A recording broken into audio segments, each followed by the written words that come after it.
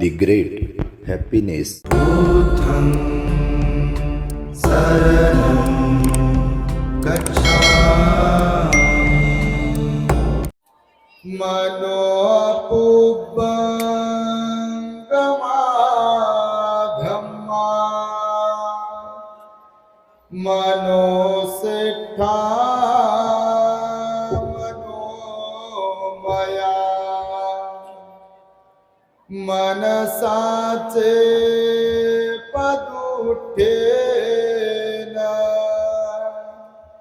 भासती वा करोति वा ततो न दुःखमनवेति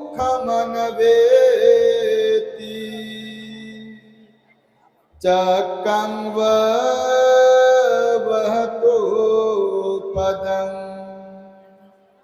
मनोपुब्बंगमाधम्मा मनोसेठा मनोमया मनसाचे पदुठेन भासती वा करोति वा ततो न सुखमनवेति छायाव अनपायिनी।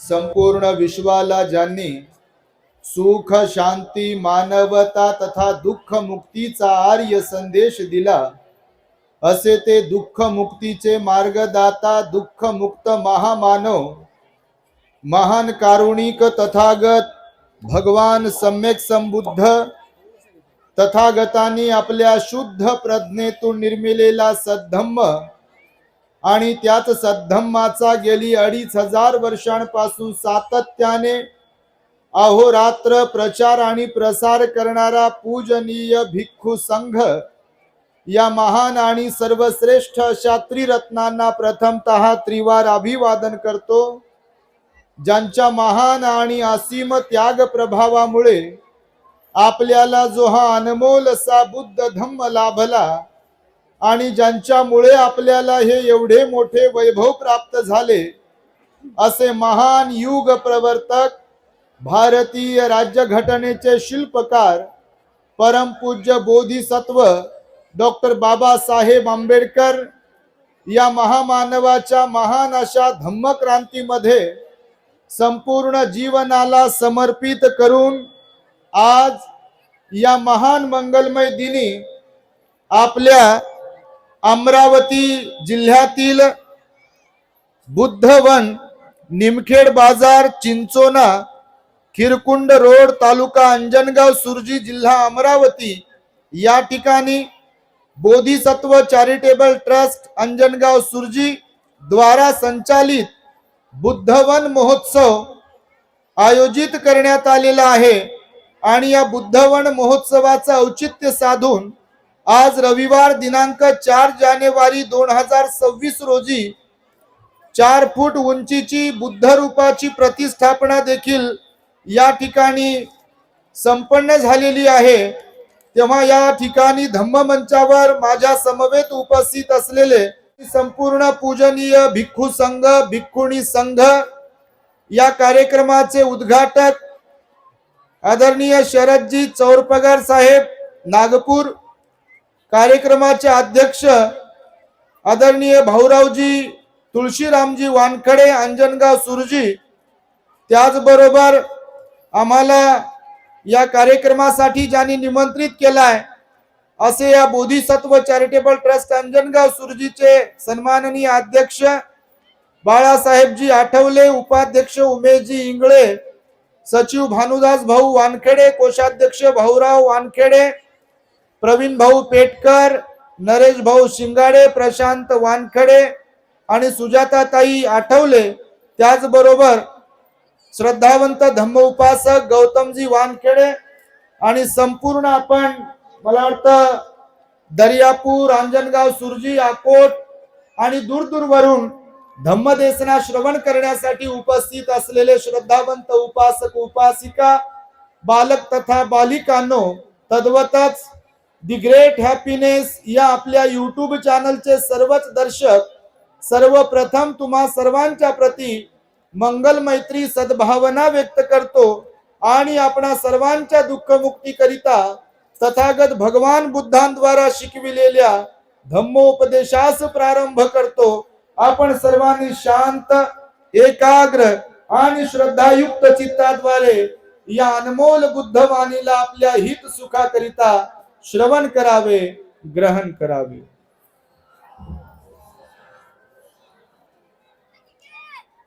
आम्ही 2024 ला आम्हाला वनोजाला बोलविलं होतं आमच्या गौतमजी वानखेडे यांनी। 2025 ला आम्ही दर्यापूरला आलो होतो आणि 2026 ला पुन्हा अंजनगाव सुरजीला या बुद्धवनला आम्हाला बोलावलंय। अत्यंत भव्य दिव्य असा हा बुद्धवन महोत्सवाचा कार्यक्रम या ऐतिहासिक स्थळी ठिकाणी संपन्न होतोय। आम्ही तसं तर काल पासून निघालो। काल सकाळी आम्ही नांदेड येथे होतो, दुपारी परभणीत आणि सायंकाळी तुमच्या अमरावतीत होतो। सकाळी निघालो अमरावतीवरून इथे लवकर पोहोचण्यासाठी, पण थोडा गाडीने त्रास दिला म्हणून उशीर झाला आणि येता येता मग आम्ही कुठे कुठे गेलो, 2-3 गावामध्ये गेलो। देवदा, उमरी, कुंभारगाव, चौसाळा, चिंचोना लोय फिरवलं आठवले साहेबांना, गौतम आपल्या वानखेडे साहेबांना। बरं झालं एका निमित्ताने मला आनंद झाला। गावागावामध्ये श्रद्धावंत लोकांचे जथ्थेच्या जथ्थे भिक्षू संघाचं स्वागत करण्यासाठी उपस्थित होते। अनेक विहारांनाही त्या निमित्ताने आम्ही भेटी दिल्या, भगवंताला वंदन केलं, महामानव बाबासाहेबांच्या प्रतिमेला पुष्पहार अर्पण केला। आणि इथे जेव्हा आम्ही पोहोचलो, हे तसं गावाच्या बाहेर आहे, जंगलामध्ये आहे, अत्यंत रमणीय आहे, अत्यंत सुंदर आहे, जणू काही भगवंताच्या काळातलं हे वन आहे। आणि त्यामुळे बुद्धवनात आल्याबरोबर तर बापा दुतर्फा एवढी गर्दी, तुफान गर्दी, प्रचंड गर्दी पाहून सुद्धा आम्हाला अतिव आनंद झाला। आणि म्हणून एकदा स्वतःसाठी सुद्धा तुम्ही टाळ्या वाजवून स्वतःच कौतुक केलं पाहिजे। आज इथे आम्ही आलो तर खरं आम्हाला वाटलं बापा नंबर लागते का नाही, आणि आम्हाला सुरुवातीला वाटलं आम्हाला उशीर झाला की काय, पण इथे आल्यानंतर पहा खूप वेळ झाला आम्ही बसलो। पण काही गोष्टी असतात आयोजकांच्या, आणि म्हणून या सगळ्या लोकांना त्यांनी बोलावलंय। मला आनंद झाला, आठवले साहेबांनी सांगितलं पुढल्या वर्षी इथे आपल्या बुद्धवन मध्ये 25 फूट उंच उभी भगवान बुद्धांची मूर्ती तुम्हाला पाहायला मिळेल। त्याही कार्यक्रमाला ते आम्हाला बोलवणारच आहेत, म्हणून आपला बंधन काय तुटणार नाही, कायम येत राहू, नेहमीच येत राहू, कारण आपण अत्यंत श्रद्धावंत आहात। तसं तर विदर्भ दौऱ्यावरती आम्ही नेहमी येत असतो। नागपूर असेल, अमरावती असेल, यवतमाळ असेल, अकोला असेल, वाशिम आहे, मंगळूरपीर आहे, वेगवेगळ्या ठिकाणी आम्ही फिरतो सातत्याने, कारण डॉक्टर बाबासाहेब आंबेडकरांनी आपल्यावरती अनंत उपकार केलेले आहेत। आणि बाबासाहेबांनी उपकार केल्यामुळं फक्त जय भीम बोलो एवढ्यानच गोष्ट जमेल का काय? तेलावरून बघा आमच्या गायिका आणि उपासक उपासिका पण आले, लांब लांबून लोक कुठून कुठून आले। तुमच्या चेहऱ्याकडे पाहिल्यावर काही काही ओळखीचे दिसतात, असं नाही की तुम्ही ओळखीचे नाही, म्हणून बाबासाहेबांनी आपल्याला भरभरून दिलं बघा। तेव्हा तुम्ही सुद्धा हे बुद्धवन, हे आमदार खासदार तर देतीलच बापा, त्यांना तर द्यावंच लागेल, देणार कसे नाही दिलं तर पुढल्या वर्षी बटन चुकीचं दबते, मग त्यांनाही माहिती आहे, आणि त्यामुळे त्यांना द्यावंच लागते। दिला तर त्यांचाच फायदा आहे, त्यांचं काही नुकसान आहे म्हणता का? आणि ते देतील तर ते काही स्वतःच्या खिशातून देणार नाही, ते गव्हर्नमेंटच्या स्कीम मधूनच देतील, आणि त्यातही त्यांचं पुण्य होईल। आणि म्हणून खासदार साहेब असतील, आमदार साहेब असतील, ते तर मदत करतीलच, परंतु आपण बौद्ध म्हणून आपलंही आद्य कर्तव्य आहे अशा प्रकारच्या बुद्धवनांना। मी तर म्हणतो अमरावतीमध्ये आपल्या 14 तालुक्यात, 14 तालुक्यांवरती दर महिन्यात जर असा कार्यक्रम होत राहिला तर अमरावती एक दिवस बुद्धमय झाल्याशिवाय राहणार नाही। कोण म्हणते होत नाही? होऊ शकते बघा, पण त्यासाठी भिक्षुनी आणि उपासक उपासिका ही धम्मरथाची चारही चाक परिपक्व आणि मजबूत असावं लागतात. यातलं एखादं जरी चाक पंक्चर झालं की धम्मरथ जागेवर गुरगुर गुरगुर करते बघा. आता सध्या बऱ्याच ठिकाणी असंच वातावरण आहे. खरं की खोटं? ते सांगत होते आम्हाला काय काय, आम्हाला लय अनुभव आहे, लहानपणापासून याच्यातच आहोत. पण मी सांगितलं, नेहमीच उपासकांना सांगतो, पाचही बोट सारखे तुमचे मुलं असतील सगळेच गुणवान सद्गुणी सुसंस्कारी आहेत म्हणता का? काही काही मुख्यच बसले, अशी मान हलवत नाही, अशी मान हलवत नाही. आपल्या हाताने कसं काय सांगा आपल्या लेकरा बाळाबद्दल? बायोडाटा लिहायला सांगा बाबा. लय भारी बायोडाटे लिहितात लोक. वर्ण गव्हाळ आहे म्हणते, स्वभाव तर लयच विनम्र आहे म्हणते, असा नम्र बिलकुल. आणि घरात आल्यावर मम्मीकडे असे डोळे वटारून पाहते. मम्मीने जर काही बोललं की बाई करू नको बाळा, बाहेर जाऊ नको, पप्पा जर बोलले तर पुन्हा बोलायचं नाही म्हणते. म्हणजे असा स्वभाव जरी असेल तर बायोडाट्यामध्ये सांगते पोरगा फार सुस्वभावी आहे म्हणते. तर हे बायोडाटा वेगळा आणि खरोखरचा स्वभाव वेगळा. आणि त्यामुळे बघा, बाबासाहेबांनी आपल्याला बुद्धाचा धम्म दिला. या बुद्धाच्या धम्माचं आपल्याला आचरण करता आलं पाहिजे, तरच बाबासाहेब आंबेडकरांना अभिप्रेत असलेला आदर्श बौद्ध समाज आपल्यातून आपण निर्माण करू शकतो. त्यासाठी आपल्या प्रत्येक व्यक्तीला धम्म कार्यामध्ये, सामाजिक परिवर्तनाच्या लढाईमध्ये योगदान द्यावं लागेल. नाही तर दुसरंच कोणीतरी मुलं दान द्यावं भिक्षू म्हणून, कोणतरी बुद्धवन दुसऱ्यानेच तयार करावं, विहार दुसऱ्यानेच तयार करावं. आणि आम्ही फक्त 365 दिवसातून एकच दिवस घराच्या बाहेर नाचायलाच बाहेर पडाव. भारत बुद्धमय होईल का या मानसिकतेमुळे? होईल का? झोपले का? खिचडी खाल्ली का? लय 10-12 क्विंटलची खिचडी बनली म्हणे बापा. तिकडे गेलो आम्ही, सुगंध येत होता. तुम्ही खाल्लीच असेल, काय खाल्ली नाही कशावरून? तर खाण्यासाठीच आपलं जीवन नसायला पाहिजे. भगवंत म्हणाले की केवळ खाणारे लोक जर असतील, मनुष्य प्राणी जर असेल, तर माणसांमध्ये प्राण्यांमध्ये काही फरक उरेल काय? खाण्यासाठी जगणे आणि जगण्यासाठी खाणे, आणि खाता खाता एक दिवस बटन दबलं की मरणे, याला काय जीवन म्हणतात का? कहां गए पता नहीं, क्या लाए ये भी पता नहीं, बस खालय म्हणतात बाल्या बाल्याची माय. 10x10चा कशाचा बापा? लय बंगले पाहतो आम्ही, गावात आहे बंगले, शहरात आहे बंगले आपल्या लोकांचे बघा. माला माल झाले, गुलामी का टूट गया जाल, ये है मेरे भीम का कमाल, ये भिखारी बने हैं माला माल, ये है मेरे भीम का कमाल. कुणाचा कमाल आहे? कुणाचा? म्हणून फुकटचं खाऊ नका बाबासाहेबांचं. समाजाला देत राहा, धम्म कार्यासाठी देत राहा म्हणजे कोणावर उपकार करण्याचा विषय नाही आहे. आपण धम्मासाठी जर दान देतो तर कोणावर उपकार करत नाही. उपकार कोण करते? उपकार करते बुद्ध, धम्म आणि संघ. आणि त्यानंतर उपकार कोण केले आपल्यावरती? महामानव डॉक्टर बाबासाहेब आंबेडकरांनी. म्हणून आपण उपकार नाही करत आहे कोणावरती. जर कुठे दान देत असेल, मदत करत असेल, सहकार्य करत असेल कोणत्याही प्रकारचं, तर आपण उपकार करत नाही कोणावरती. कारण आपलं आद्य कर्तव्य आहे. बाबासाहेब म्हणाले, ज्या समाजामध्ये आपला जन्म झाला त्या समाजाचा उद्धार करणे हे माझं कर्तव्य आहे. अशी ज्यांना जाणीव आहे ते धन्य आहे. कोणाचं वाक्य आहे? कोणाचं?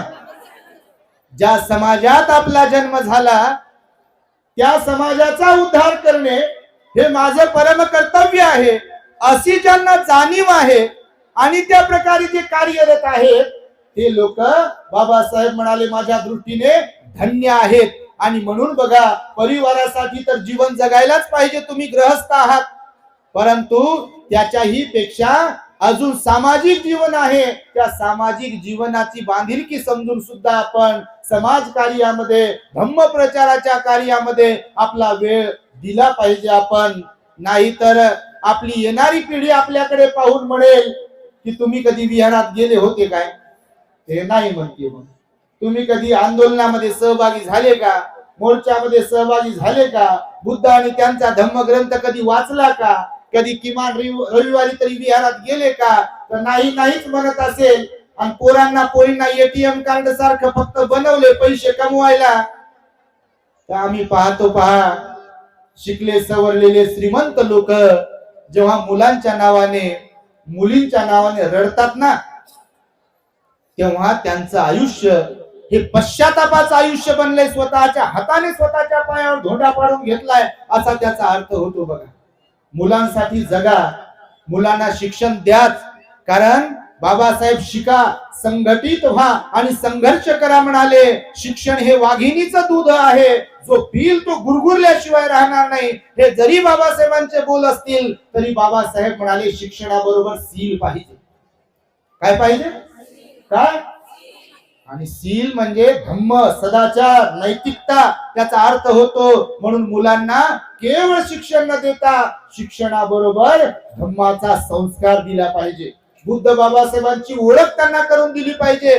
जे लोक आपले केवळ खाऊ खाऊ मोठे होत असतील, बाबासाहेबांचं मुलाबाळांना धम्माचा संस्कार देत नसतील, तर त्यांचे मुलं त्यांना मोठं झाल्यानंतर जगवतीलच की नाही याची गॅरंटी देऊ शकतो काय आपण? आज वृद्धाश्रमामध्ये तुम्ही जाऊन पाहत असाल, आम्ही नेहमी वृद्धाश्रमात जातो त्या मायबापांना भेटण्यासाठी की ज्यांची औलाद जिवंत असताना देखील त्यांच्या औलादीनं त्यांना वृद्धाश्रमामध्ये घातलेला आहे. जेव्हा संवाद साधतो वृद्धाश्रमातल्या त्या आई वडिला बाबांशी, विचारणा करतो कधी कधी मुलगा किती मुलं आहे. आता लास्ट टाइम जेव्हा गेलो होतो तर ते आई रडून म्हणत होती, बंदजी महाराज, एक मुलगा माझा अमेरिकेला आहे, मुलगी माझी ऑस्ट्रेलियाला आहे, दोनच मुलं आहे. माझे साहेब क्लास 1 ऑफिसर होते, परंतु रिटायर्ड होण्याच्या 2 वर्ष अगोदर ते गेले, गतप्राण झाले. मी एकटीच उरली. ना माझा मुलगा आज माझ्या जवळ आहे, ना माझी मुलगी माझ्या जवळ आहे. कधी फोन जर केला वृद्धाश्रमवाल्यांनी तर फोनवरही बोलण्यासाठी त्यांना वेळ नाही आहे. अशी औलाद जर तुम्ही केवळ शिक्षण देऊन घडवत असाल, त्यांना धम्माचा संस्कार देत नसाल, तर अशी औलाद असून काय फायदा आहे? माहिती आहे तुम्हाला बाबासाहेब आंबेडकरांच्या बाबतीमध्ये संस्कार किती महत्वाचे आहेत. रामजी बाबा सुभेदार यांच्याबद्दल बाबासाहेब कितीतरी वेळा भाषणामध्ये कृतज्ञता व्यक्त करतात. माझ्या वडिलांनी मला शिक्षणाची गोडी तर लावलीच लावली, पण माझ्या वडिलांनी माझा धार्मिकतेचा पिंड घडवला म्हणाले बाबासाहेब. आज मी MA, PhD, DSc, LLD, DLitt, barrister at law एवढ्या डिग्र्या तर घेऊ शकलोच माझ्या वडिलांमुळे, पण केवळ शिक्षणच दिलं नाही माझ्या वडिलांनी, तर रोज सकाळी आणि सायंकाळी त्या काळच्या त्या वेळच्या प्रथेनुसार आमचं घराणं कबीरपंथीय होतं. तेव्हा बुद्धाला आम्ही स्वीकारलेलं नव्हतं, पण माझे वडील सगळ्या लेकरांना घेऊन, मी शाळेत हुशार असल्या कारणाने मला ते गाथा वगैरे वगैरे काय जे आहे बोलायला लावायचे, म्हणायला लावायचे आणि नंतरच जेवण भेटायचं. बघा बाबासाहेब म्हणतात, म्हणून मी धर्मांतर करू शकलो, म्हणून मी बुद्धाला स्वीकारू शकलो, म्हणून माझी आध्यात्मिक प्रवृत्ती तयार झाली, म्हणून माझ्यामध्ये श्रद्धा विकसित झाली. त्याला कारणीभूत कोण आहे? कोण आहे? रामजी बाबा वडिलांच्या बद्दल कृतज्ञता व्यक्त करतात. तुम्ही मायबाप आहात.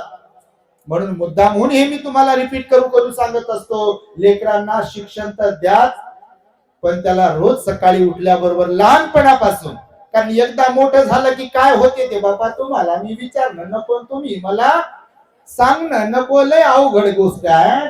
घरामध्ये लय डेंजर गोष्ट आहे. बघा कोणी कोणाचं आजकाल तर बाबा कोणी कोणाचं ऐकायला तयारच नाही. पहिल्या काळात तरी गावामध्ये तरी लहान लहान मुलं मुली वडीलधाऱ्यांना घाबरायची. आता घाबरते काय? आता आईला वडिलांनाच घाबरत नाही, गावातल्या दुसऱ्यांना काय घाबरते? जा म्हणते तिकडं. तुमचं नसेल म्हणत बाबा तुम्ही लय चांगले, तुमच्यासारखं तर कोणीच नाही. तुम्ही अंजनगाव, सुरजी, दर्यापूर, अकोट मधले आहे, तर त्यामुळे जाता जाता तुम्हाला एक छोटासा उपदेश देणार आहे. भगवान बुद्धांनी बघा 4 प्रकारचे लोक सांगितलेले आहेत. किती? 4 प्रकारचे. म्हणजे त्याच्यात लय वेगवेगळे प्रकारचे सांगितले. तसे तर प्राण्यांचे प्रकार सांगितले, पाण्याचे पण प्रकार सांगितले आणि माणसांचे पण प्रकार सांगितले. आता मी बसलो होतो, थोडस आभाळ भरून आलं होत, ढग भरून आले होते. 2, 3, 4, 5 पर्यंत पाऊस सांगितलेला आहे. हवामान खात्याचा अंदाज आहे म्हणते. अंदाज काय खरा ठरेलच याची काही गॅरंटी नसते. तर भगवान बुद्धांनी सांगितलं जे 4 प्रकारचे माणसं आहेत की नाही, ते 4 प्रकारच्या ढगा समान आहेत. कशा समान? 4 प्रकारचे ढग असतात. किती प्रकारचे ढग असतात? तर तुम्ही म्हणाल बा 4 प्रकारचे कुठे आहे? एक तर निळं दिसते, नाही तर पांढरं दिसते, झालं मग. पण 4 प्रकारचे ढग कोणते? ऐकताय ना? हा, मला वाटलं बापा 4 प्रकारचे ढग कोणते? आम्ही आधाशासारखं बोलत असतो. लोक जेवण आधाशासारखं करतात. आम्ही जिथं फार दिवसानंतर जातो तर आधाशासारखं बोलतो, कारण कमी वेळामध्ये जास्त बोलता आलं पाहिजे, जेणेकरून लोकांना लाभ होईल म्हणून. तर 4 प्रकारच्या ढगासारखे लोक कसे आहेत? आता आम्ही जसं समाजाचा अभ्यास करतो, आता कोणाला नाव ठेवत नाही बिलकुल, तुम्हाला तर बिलकुलच नाही, तुम्ही खरंच लय चांगले आहे म्हणून तर बसले, नाही तर मला वाटलं बा गर्दी कमी होते का काय. आणि हे घाबरले होते, यांना वाटलं बा आता जातात की काय, हे दान देण्यासाठी वंदन करण्यासाठी येत होते बा, यांना वाटलं जातात. आता हे कशाचे जातात? जोपर्यंत भंती द्या तोपर्यंत जात नाही. का जाता का तुम्ही? हा, एवढा मोठा आवाज येते. हे काय फक्त काय खायला चाले का खिचडी? हे बिलकुल श्रद्धावंत लोक आहेत, धार्मिक लोक आहेत. 4 प्रकारच्या ढगासारखे समाजातही लोक आहेत. आज समाजाची जी अवस्था आहे, बऱ्याच ठिकाणी बघा, एक ना धड भाराभर चिंधी आहे. जयंतीला जेव्हा निघते तेव्हा म्हणते आमच्या तालुक्यासारखी जयंतीच कोणाची निघत नाही म्हणते. आणि जेव्हा काम की बात, कामाची वेळ येते तेव्हा मला वेळच नाही म्हणते. म्हणजे असे काही काही लोक आहेत. तर बघा ढग कसे आहेत आणि तसेच माणसं कसे आहेत समाजामध्ये आजही.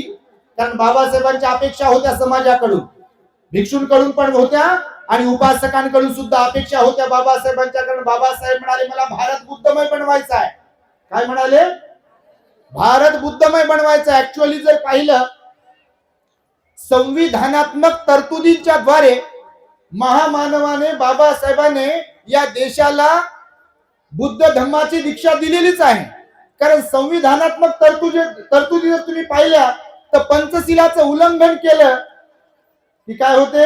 सजा होते, गुन्हेगार ठरते. म्हणजे संविधानामध्ये टाकलं बाबासाहेबांनी पंचशिलेला. परंतु पहिला ढग आहे इथे की जो फक्त बरसते, गरजत नाही. माहिती आहे तुम्हाला? काही काही पावसाळ्यात बघा तुम्ही, अशी गर्जना होते, गरजते गरजते, असं वाटते बा पाऊस किती येते आता, आणि पाऊसच येत नाही. ते गरजते गरजते निघून जाते बा. तर गरजणारा ढग लक्षात ठेवा. ऐकताय ना? पहिला गरजणारा ढग आहे, बरसत नाही अजिबात, फक्त गरजते. दुसरा जो ढग आहे, गरजत नाही, फक्त धो धो बरसते. पहा, म्हणजे असं वाटते की पाऊस येणार नाही वगैरे, पण असा रपरप पाऊस येते, मुसळधार पाऊस. तर असा दुसरा ढग असते, फक्त धो धो बरसते, तो गरजत नाही. तिसऱ्या ढगाचा प्रकार सांगितला भगवंताने की काही काही ढग असे असतात ते गरजतही नाहीत आणि बरसतही नाही. बस हवा आ रही है और वो आगे आगे जा रहे हैं. बस माँ बाप ने जन्म दिया है, खाना मिल रहा है, वो खा रहे हैं, सो रहे हैं, उठ रहे हैं, फिर खा रहे हैं, सो रहे हैं. आप नाही बापा. पण काही काहींची गोष्ट करतो. असे आहेत की नाही? तुमच्याकडे काय नाही म्हणता का तुम्ही? लय आहेत असे, गावात म्हणा, शहरात म्हणा, कुठे म्हणा, लय लोक असे झोपलेलेच आहे. जाग असाव, कवीनं आपल्या लिहिलं बघा, जाग असाव हे भीमाचं पिल्लू, जाग असाव, पुढारताना कधी कुणाच्या मागे मागे नसावं, पुढारताना कधी कुणाच्या मागे नसावं, जाग असावं हे भीमाचं पिल्लू, जाग जाग असावं. फक्त निवडणुकीच्या वेळेला पैसे घेण्यासाठीच नाही बापा.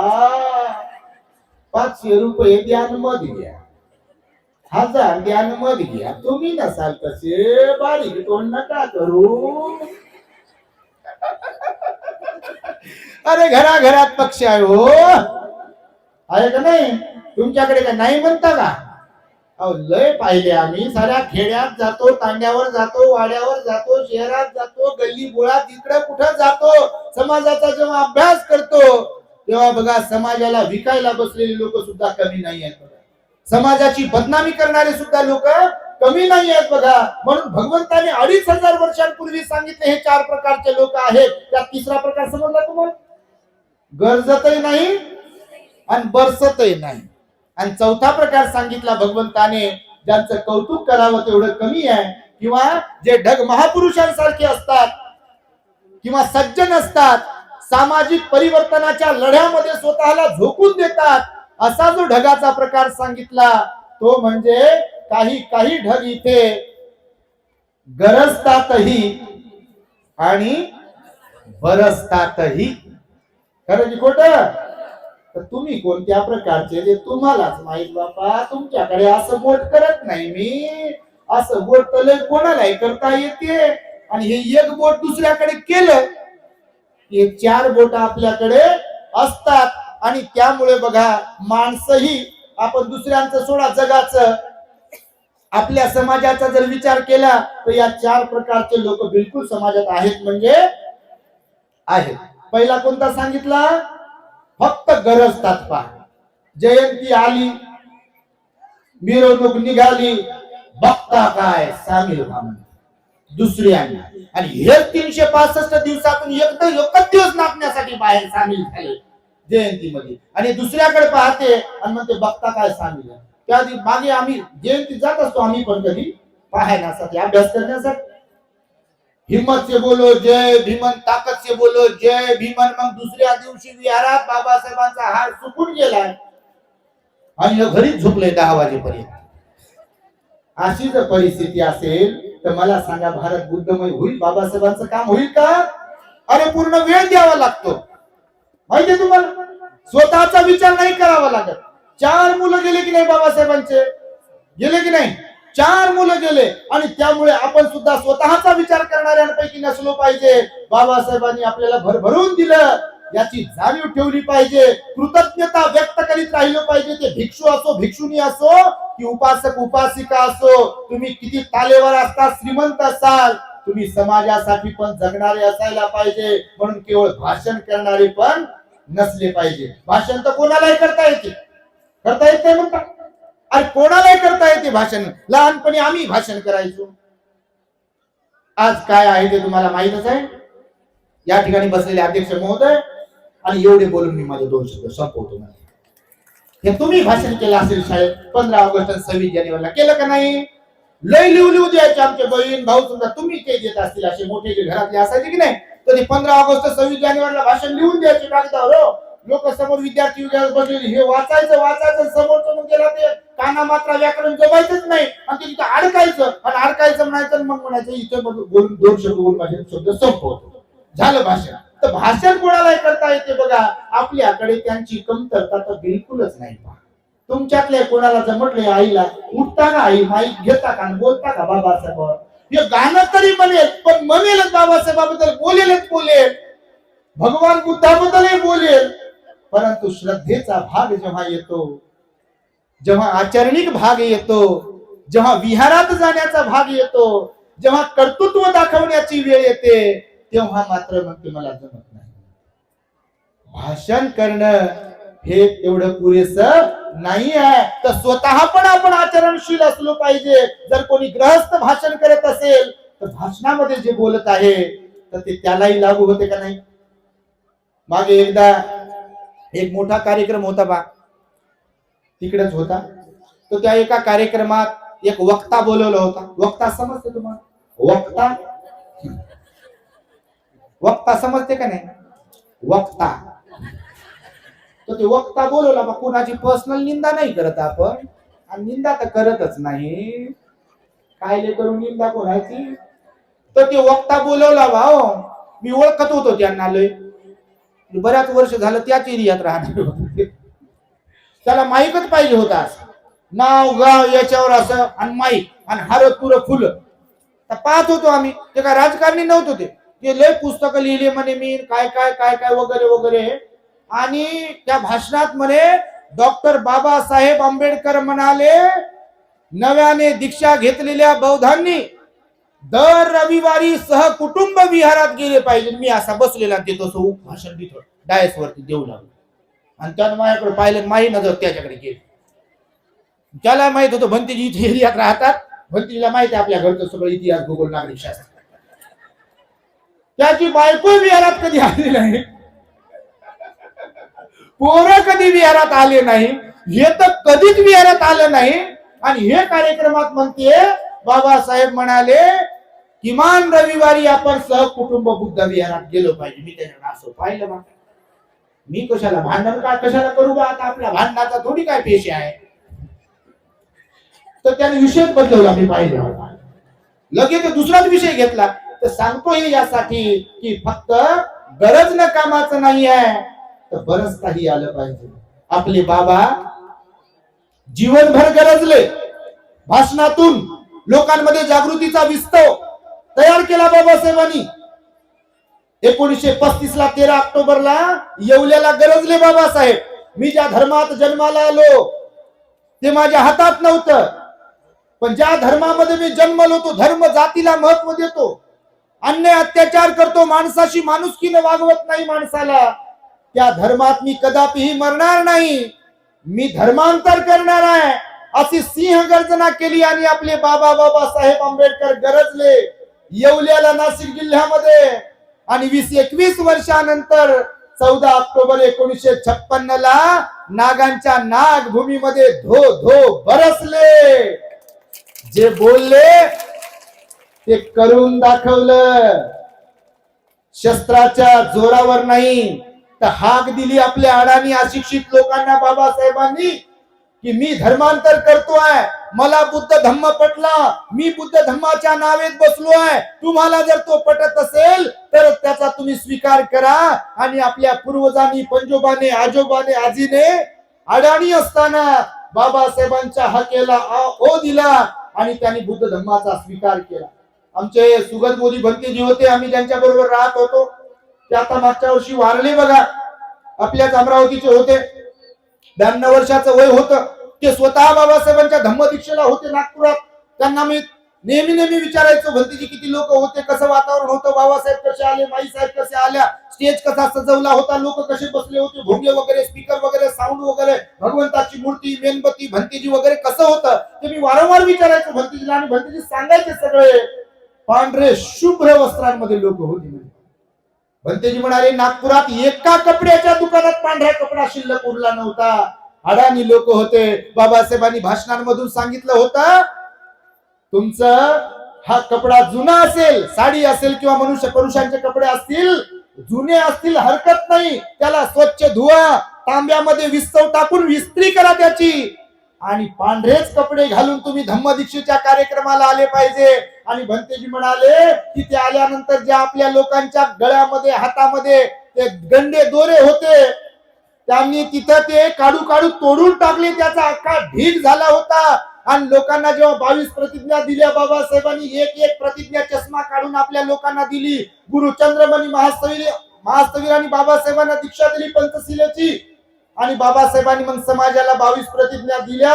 आपले अडाणी लोक होते, जेव्हा घरी आले तेव्हा घरातील देव्हारा आपल्या लोकांनी फेकून दिला आणि बाबासाहेबांनी त्या ठिकाणी भगवान बुद्धाचा फोटो आणि मूर्ती बसवली. ही क्रांती त्या काळामध्ये घडवली बाबासाहेबांनी.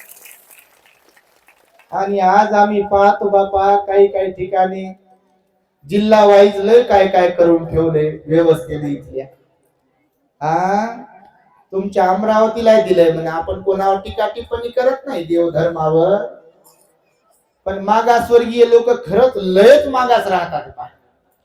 ज्यांनी आपल्या देशात लोकांना देवाच्या धर्माच्या नादी लावलंय की नाही, अंधश्रद्धेच्या, त्यांचे पोरं अमेरिका इंग्लंडच्या विद्यापीठात शिक्षण घेतात. इथं बसलेले माझे इतर समाजाचे काही बंधू भगिनी असतील तर बघा तुम्ही, त्याची वर्गणी मागायला, नाचायला आणि तिथं रोज पत्ते खेळत बसायला. एक समाजाचे मुलं सोडून बाकी सगळ्या समाजाचे असतात. ज्यांचं वर्चस्व आपल्या देशावरती आहे त्यांचे मुलं बाहेर देशामध्ये आहेत अभ्यास करण्यासाठी. क्लास 1 मोक्याच्या जागा बळकवण्यासाठी तेच आहेत. आणि बाकीचा बहुजन वर्ग, फक्त बौद्धच नाही, बौद्धांमध्ये तरी झपाट्यानं परिवर्तन होते. हो, कोणामध्ये परिवर्तन होते? आणि तेही सहन होत नाही इथल्या व्यवस्थेला. लोक म्हणतात यांनाच आरक्षण दिले बाबासाहेबांनी. अरे संविधानाचा आपण अभ्यास केला पाहिजे. एससी कॅटेगरी मध्ये किती जाती आहे? वकील कोण आहे ते? किती जाती आहे चोरपगार साहेब? एससी मध्ये 59 जाती आहेत. पैकी महार एक जात आहे. आता 64 झाल्या बघा. पैकी महार एक आहे. इथल्या पूर्वीच्या महाराची आणि आजच्या बौद्धांची प्रगती कशामुळे झाली आहे? त्यांच्या समोर 2 आदर्श ठेवले. एक तर महामानव डॉक्टर बाबासाहेब आंबेडकर स्वतःच एक आदर्श आहेत आणि दुसरा आदर्श म्हणजे तथागत भगवान बुद्ध आहेत. आणि बुद्धाचा धम्म बाबासाहेबांनी आपल्याला दिला आणि आपल्या लोकांनी स्वीकारला, म्हणून समाजाची प्रगती झालेली आहे. म्हणून आज हे सगळं नटलेलं जे दिसते आहे, स्वच्छता आहे, हातात कानात नाकात बापा 2-2 3-3 अंगठ्या, घरात किती असेल ते वेगळंच आणि बँकेत किती असेल ते वेगळं. जळ म्हणता जळेना एवढं सोनं चांदी माणिक मोती आपल्या लोकांकडे आलं बघा. सोन्याचा धूर निघतो झोपडीत माझ्या, मजला सलाम करतो तो दिल्लीचा राजा, मजला सलाम करतो तो दिल्लीचा राजा. भीमलेखनीची धार, क्रांतीची झाली तलवार, क्रांतीची झाली तलवार, भीमलेखनीची धार. खरं की नाही? सोन्याचा धूर निघतो झोपडी. श्रीमंतीत श्रीमंती, प्रचंड श्रीमंत लोक झाले. त्या महामानव झिजला, तो महामानव खपला. स्वतःकडे लक्ष दिले नाही. त्यांना डायबिटीज होता, बीपी होता, कमरेचा त्रास होता, पाय फ्रॅक्चर झाला होता, मणक्याचा त्रास होता, अर्ध डोकं दुखत होतं. तरुणपणात पत्नी गेली, राजरत्न गेला, रमेश गेला, हिंदू गेली. गेले की नाही मुलं? थांबले का बाबासाहेब? आज आम्ही पाहतो काही ठिकाणी कुणाची आई गेली, वडील गेले, बहीण गेली, भाऊ गेला, मुलगा गेला, मुलगी गेली, किंवा गरिबी आहे म्हणून, नोकरी नाही म्हणून लोक घरातच बसतात बघा. अरे प्रत्येकाने समाज कार्यामध्ये, धम्म कार्यामध्ये जर आलो तर बाबासाहेबांचे सगळे स्वप्न पूर्ण झाल्याशिवाय राहणार नाहीत बघा. परंतु प्रामाणिकपणा आणि इमानदारी पाहिजे. म्हणून वामनदादा पण म्हणाले, भीमा तुझ्या मताचे जर 5 लोक असते, किती? 5च फक्त. भगवंताने आपल्या सारनाथ येथे ऋषीपतन मृगदाय वनामध्ये जो पहिला उपदेश केला, धम्मचक्कपवतन सुत्ताचा. कोणता उपदेश आहे भगवंताचा पहिला? धम्मचक्कपवतन सुत्त शिकवलं भगवंतानं, ज्यामध्ये अनित्य अनात्मा आणि दुःख आहे, ज्यामध्ये 4 आर्य सत्य अंतर्भूत आहे, ज्यामध्ये आर्य अष्टांगिक मार्ग अंतर्भूत आहे, ज्यामध्ये 37 बोधिपाक्षीय धर्म अंतर्भूत आहे. अशा उपदेशाला भगवंताने सारनाथ येथे सांगितलं की नाही? ते सारनाथ मध्ये भगवान बुद्धाने धम्मचक्र प्रवर्तन सुत्त केलं, जेव्हा दिलं, उपदेश केला, किती भंतेजी होते? किती होते? पण ते 5ही प्रामाणिक होते. 5 ते होते. आणि 54 यशाचे मित्र आले. जेव्हा 61 अरहत झाले त्या सारनाथ मध्ये, किती? 61 अरहतांची संख्या झाली, तेव्हा वर्षावास पहिला भगवंताचा संपला. आणि भिक्षूंना उद्देशून भगवान म्हणाले, चरत भिक्कवे चारिकाम बहुजन हिताय, बहुजन सुखाय, लोकानुकंपाय आत्ताय हिताय. लोकांवर अनुकंपा करा भिक्षूंनो आणि सर्वत्र जा. लोकांना हा बुद्धाच्या धम्माचा डोस देत राहा. काही ऐकतील आणि काही सोडून देतील, तुम्ही हार नका मानू. आणि आजही तसं होते बघा. सगळे तिकडे येतात का? सगळे येऊच शकत नाही. भगवंताच्या काळातही सगळेच लोक भगवंताकडे येत नव्हते. बाबासाहेबांच्या काळातही सगळेच लोक बाबासाहेबांकडे आले नाही. कारण आपल्या पूर्व कर्मानुसार सुद्धा आपलं जीवन चालते. म्हणून सगळेच लोक श्रद्धावंत नसतात, सगळेच लोक धार्मिक नसतात, सगळेच लोक पंचशिलाचं पालन करणारे नसतात, सगळेच लोक आर्य उपवासाचं पालन करणारे नसतात, सगळेच लोक विहारात जाणारे नसतात. काही असे आणि काही तसे असतात. म्हणून गरजणाऱ्यांपेक्षा बरसणारे पण असले पाहिजे. पण भगवान म्हणाले काही काही फक्त गरजतात, बरसत नाहीत, आचरणामध्ये ते बसत नाही. बुद्ध बाबासाहेब बाबा त्यांच्या एवढा कोणाला माहीत नसते, फक्त माहीतच असते. बोलो बोलो जय भीम बोलो. बुद्धासारखं तर कोणीच नाही म्हणते आमच्या, आणि आमचा बुद्ध म्हणते, आणि आमचेच बाबासाहेब म्हणते, तुम्ही नका घेऊ म्हणते. आणि बाबासाहेबाचा फोटो जाळला 25 तारखेला या देशात, माहिती का तुम्हाला? सोशल मीडियावर जाळला का नाही? फोटो जाळला. पोलीस बाजूला आहेत, कोणाच्या विरोधात बोलत नाही आहे. ज्या महामानवाने या देशातल्या शेवटच्या माणसाचा विचार करून या देशामध्ये समतेचं, बंधुभावाचं, न्यायाचं राज्य प्रस्थापित व्हावं यासाठी जीवाचं रान करून, स्वतःचं आरोग्य चांगलं नसताना, प्रचंड त्रास होत असताना देखील संविधान लिहिलं. इथे प्रत्येकाचा विचार केला, विशेष म्हणजे इथल्या महिलांचा विचार केला, सगळ्या जाती धर्माच्या लोकांचा विचार केला.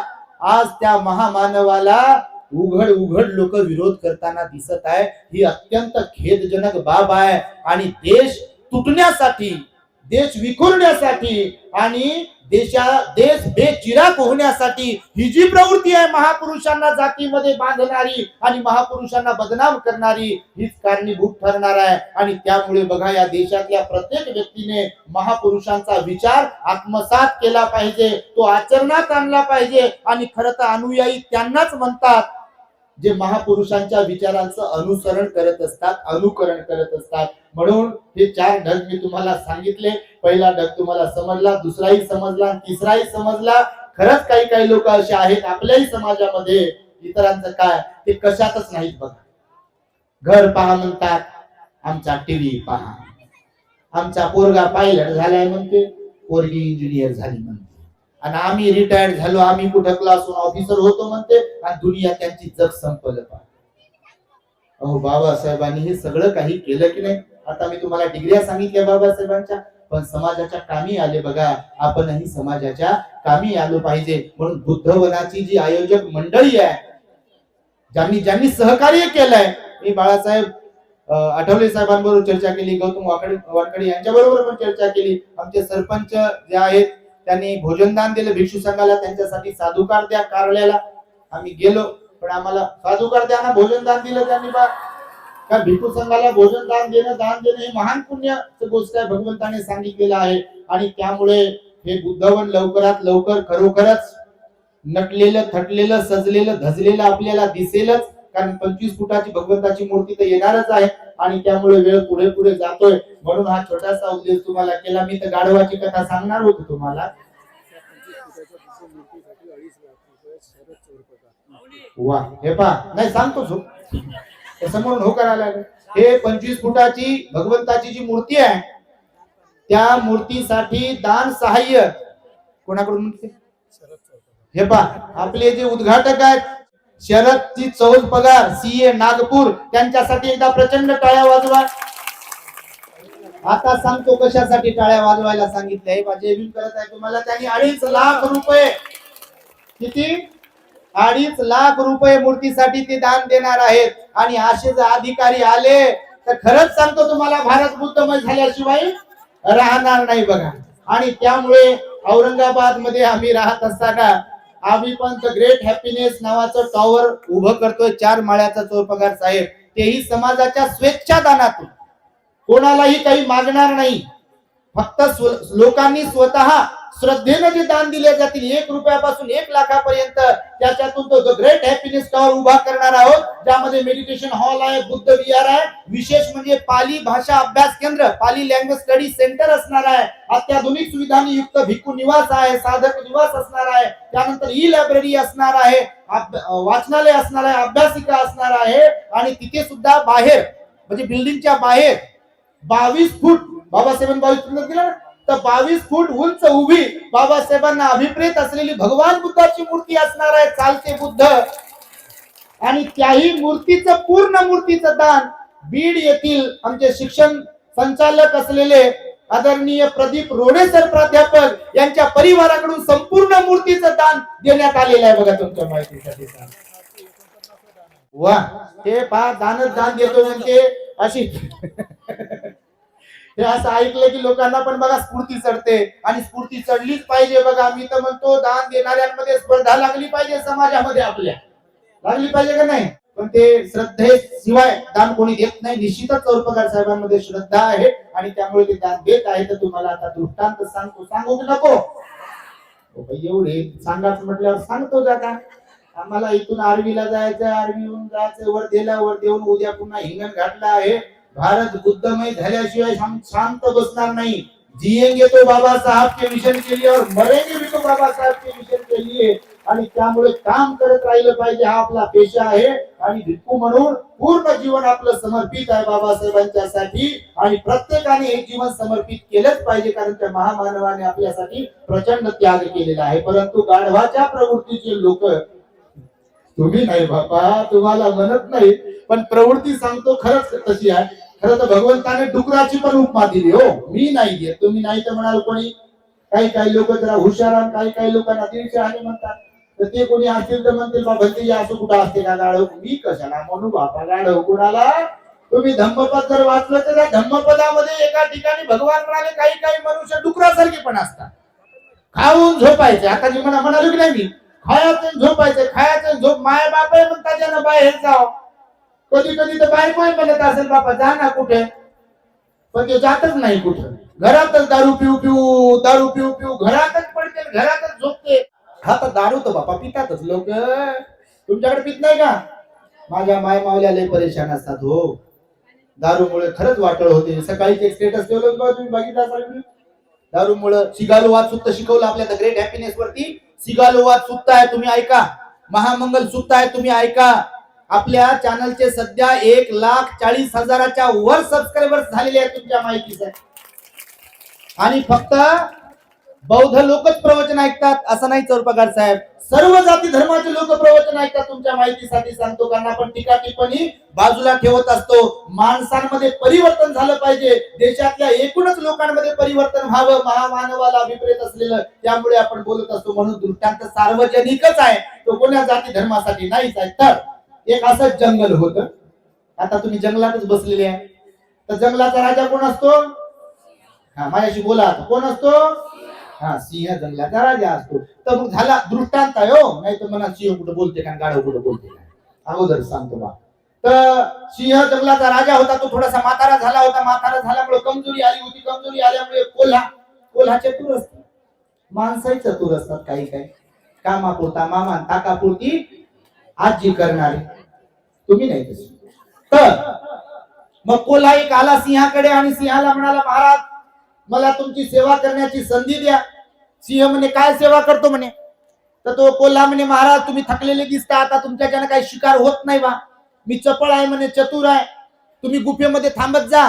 आजूबाजूला गुफेच्या जवळपास एखादा प्राणी शिकार म्हणून कोणी आलं की मी तुम्हाला येऊन सांगत जातो. मग तुम्ही त्याच्यावर जाऊन झडप घालायची आणि शिकार करायची. आणि शिकार करा. तुम्हाला जेवढं खायचं आहे तेवढं तुम्ही खा, आणि तुमचं उरलेलं उष्ट मी खातो म्हणे. उष्ट खाणारं नसलो पाहिजे माणसाने. आज असतात काही लोक. आता निवडणुकीचं तर वार आहे बापा. काल परभणीत बोललो भी चौरपगार साहेब. काही आता गल्ल्या बल्ल्यानं लोक का नाही, अशा महिला बिला बिचाऱ्या, काही पुरुषही एकच ड्रेस, काल ते एक ड्रेस घातलेला असा एक ग्रुप दिसला महिलांचा. मी विचारलं माझ्या बरोबरच्यांना, हे काय करू लागले नेमकं. गोळ्या बिळ्या पट्ट्या बिट्या गळ्यात घातल्या. मी म्हटलं हे काय करत आहे. तर ते म्हणे भंतेजी निवडणुकीचा प्रचार करत आहे. म्हटलं अच्छा. त्यानं लगेच पुढचं सांगितलं. ते म्हणे भंतेजी हे रोजाना आणलेल्या महिला आहे म्हणे. भारी काम आहे रोजानं. तर हे चापलुसी करणं, उष्ट खाणं, हे उष्ट खाणाऱ्यापैकी आपण नसलो पाहिजे. तर ते कोल्हा म्हणे बा मी उष्ट खायला तयार आहे म्हणे. महाराज तुम्हाला मी सांगत जाईल. सिंहाला पण वाटलं बा काही हरकत नाही, फुकटचा नोकर जर भेटते तर कोणाला नको आहे. सिंह म्हणे ठीक आहे काही हरकत नाही, मी गुफेत बसत जाईल. मग याची ड्युटी सुरू झाली. मग हा काय करायचा कोल्हा, जंगलात जायचा आणि एखाद्या प्राण्याला लाडीगोडी लावायचा की बा महाराजानं राजानं तुम्हाला बोलवलाय आणि चला, आणि मग तो प्राणी यायचा आणि मग सिंह त्या गुफेतून बाहेर यायचा आणि झडप टाकायचा आणि फडशा पाडायचा, दोघं मिळून खायचे. मग असं चाललं. आता जंगलात राहत असताना बाकीच्या प्राण्यांना समजलं की बा कोल्हा काहीतरी चतुराई करतोय, प्राणी कमी होत आहे, म्हणून त्या कोल्ह्याशी मैत्री करायला कोणी तयार होत नव्हतं नंतरच्या काळात. पण एकदा असं झालं, त्या कोल्ह्याच्या फाशामध्ये गाढव पडलं. गाढव ते गाढव, इथं माणसांना समजत नाही, गाढवाला काय ढेकळं समजेल. तर ते गाढवाजवळ गेलं बा कोल्ह आणि त्या गाढवाला म्हणे, गाढव दादा, आता लय भाऊ ताई मॅडम म्हणतात लोक सध्या, हो तुमच्याकडे आहे निवडणूक? टीका करत नाही बाबा, सांगतो तुम्हाला माणसाची प्रवृत्ती. लय पाया पडू पडू बेजार लोक होता. तो ते गाढवाला कोल्हा म्हणे, गाढव दादा, तुला एक निरोप द्यायचा आहे. तुम्ही कोणाकडून? ते म्हणे, राजानं निरोप दिला. गाढव लय खुश झालं, राजानं निरोप दिला?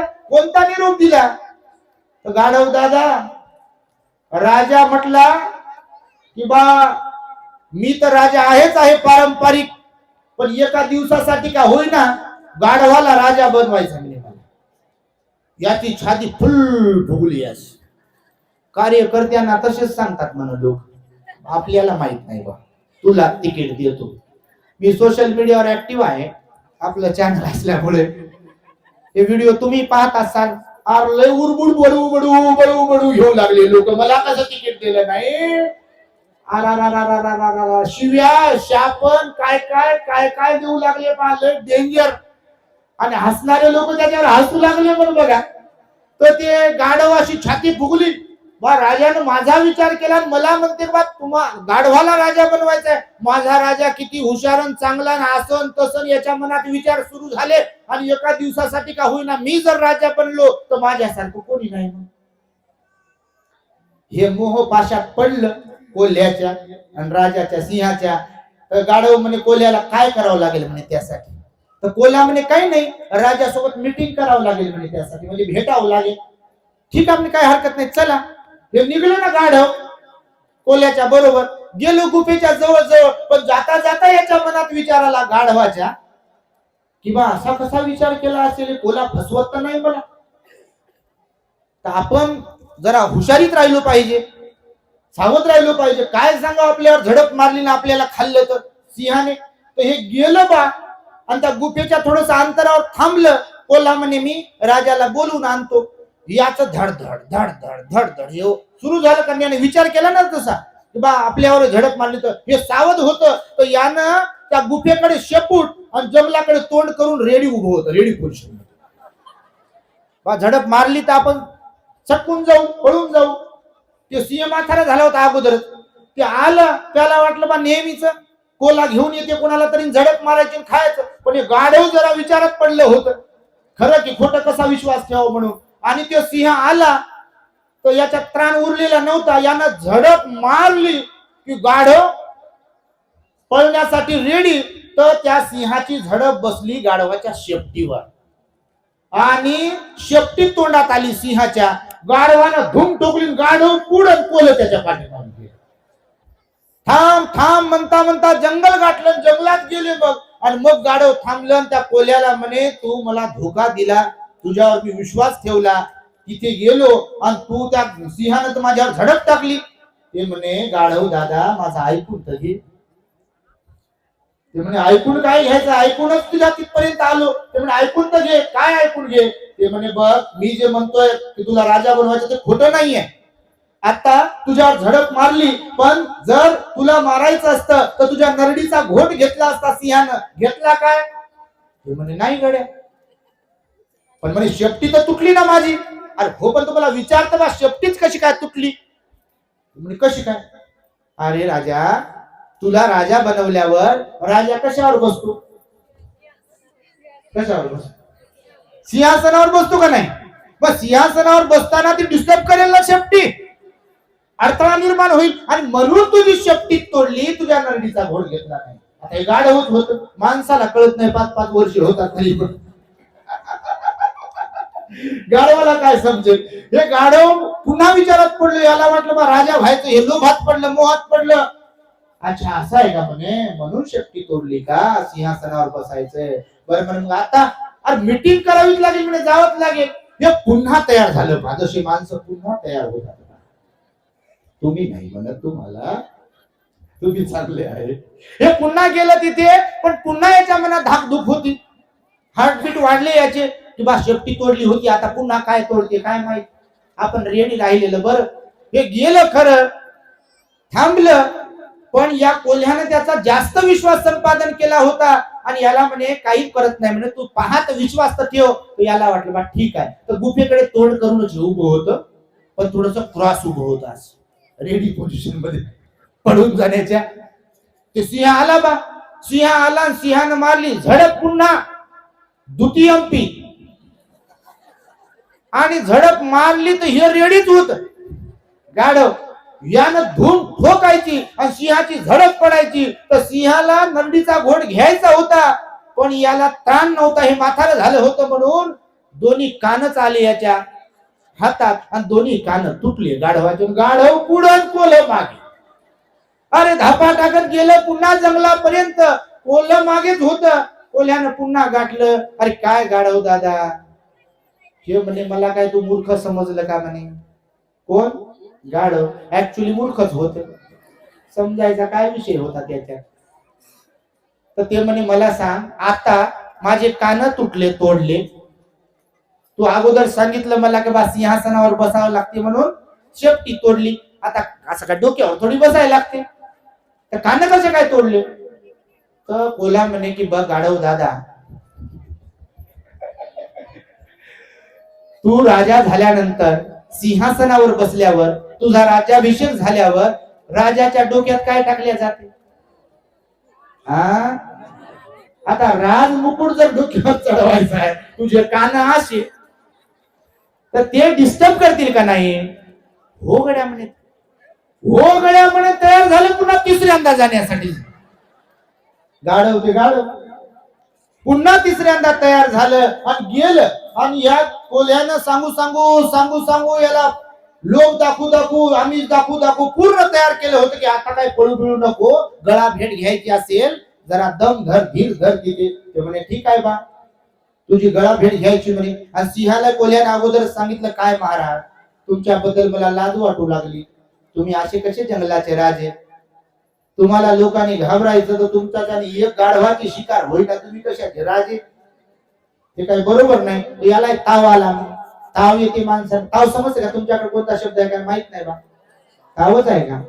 तुम्ही लय हुशार आहे. तर ताव आला पाहिजे आपल्या चौर पगार साहेबांसाठी. एकदा पुन्हा टाळ्या वाजवा त्यांच्या, नाही का? 2.5 लाख रुपये दान देण्याचा ताव आला.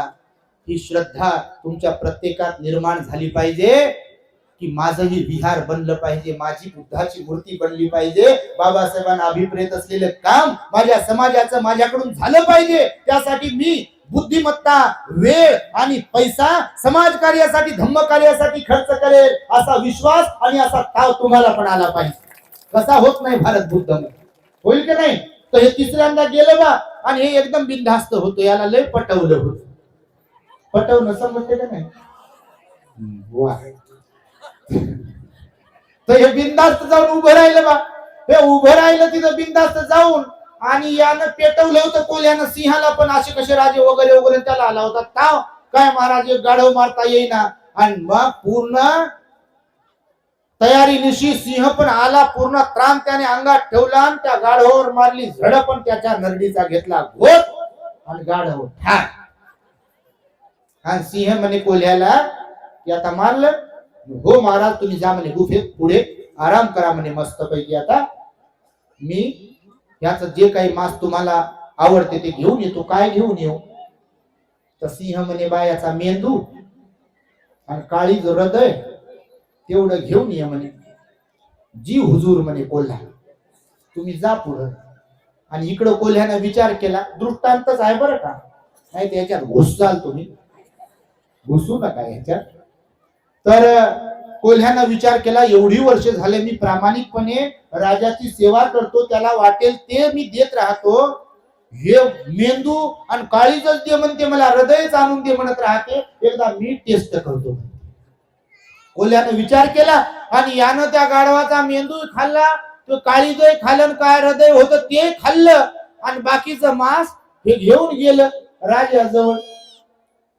ते सिंह पाहू लागला, याच्यात म्हणे गाढवाचा मेंदू कुठे आहे, गाढवाचा हृदय कुठे आहे, गाढवाचं काळीज कुठे आहे. तर कोल्हा म्हणे महाराज, तुमचं वय तर झालेलंच आहे, शरीर तर तुमचं चालतच नाही, पण तुम्हाला बुद्धी तुमची कमजोर होऊ लागली, यामुळे मला तुमची कीव येऊ लागली. तर सिंह म्हणे काय झालं बाबा ते तरी सांग. महाराज, पहिल्यांदा शेपीट तोडली तरी सुद्धा, दुसऱ्यांदा कान तोडले तरी सुद्धा गाढव जर तुमच्या जवळ येऊ शकते, तुमचं नाव सांगूनही, तर त्या गाढवाला मेंदू, काळी आणि हृदय असेल तरी काय.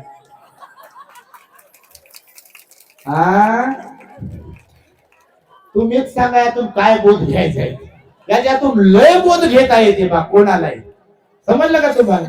अधिक बोलत नाही, याच्यातून लय बोध घेण्यासारखं आहे, पण तुम्ही तसे नाही बापा, तुम्ही लय चांगले आहे. आणि त्यामुळे बुद्धवन मध्ये, आपल्या अंजनगाव सुरजी मध्ये, अकोट असेल, दर्यापूर असेल, या परिसरामध्ये आम्ही आलो. आम्हाला अतिव आनंद झाला. तुम्ही एवढ्या मोठ्या संख्येने इथे उपस्थित आहात, त्यामुळे संपूर्ण संयोजक मंडळीचं मी खूप खूप त्यांच्या प्रति मंगल मैत्री व्यक्त करतो. पूज्य भिक्षू संघाने सुद्धा मला सहन केलं, मला ऐकून घेतलं आणि आपणही शेवटपर्यंत थांबलात एवढ्या मोठ्या संख्येने, त्याबद्दल तुमच्याही प्रति मंगल मैत्री सद्भावना व्यक्त करतो. आणि येणाऱ्या 26 जानेवारी 2026 ला औरंगाबादेत द ग्रेट हॅपीनेस टॉवरचा आपल्या भूमिपूजन समारंभ आहे. त्याही कार्यक्रमाचं निमंत्रणही आपण आज देतो. आणि ज्या कोणा श्रद्धावंत दानदात्यांना त्या कार्यासाठी, बाबासाहेबांना अभिप्रेत असलेल्या आदर्श बौद्ध समाज कार्यासाठी दान देण्याची इच्छा असेल, ते निश्चितच दान देऊ शकतात, अशी एक सूचना करून मी इथे थांबतो. भवतु सब्ब मंगलम, रक्षन्तु सब्ब देवता, सब्ब बुद्धानुभावेन, सदा सुखी भवन्तु ते. भवतु सब्ब मंगलम, रक्षन्तु सब्ब देवता, सब्ब धम्मानुभावेन, सदा सुखी भवन्तु ते. भवतु सब्ब मंगलम, रक्षन्तु सब्ब देवता, सब्ब संघानुभावेन, सदा सुखी भवन्तु ते.